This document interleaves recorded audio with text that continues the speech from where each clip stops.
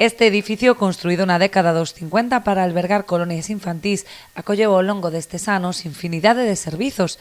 Sen embargo, Iceboiro denuncia o actual estado de abandono das instalacións. Pero agora está tirado aquí un desastre, sin funcionar, non dándolle importancia, cando ten un sitio privilegiado, e aí atrás, se queredes pasamos a sacada aí unhas tomas, por favor, verades o desorden, o desastre que hai aí detrás.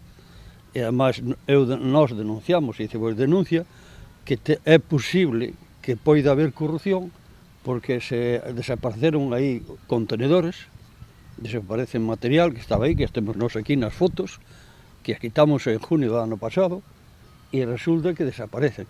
Propoñen o acondicionamento do edificio e da súa contorna. Entre os posibles usos, apostan por convertilo na base da brigada de xardinería, que actualmente almacena o material no aparcadoiro da Boqueira da Negral.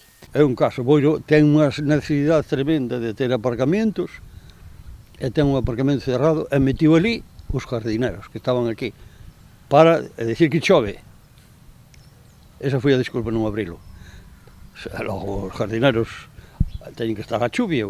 Este traslado contribuiría a aliviar os problemas de aparcamento existentes no centro da vila.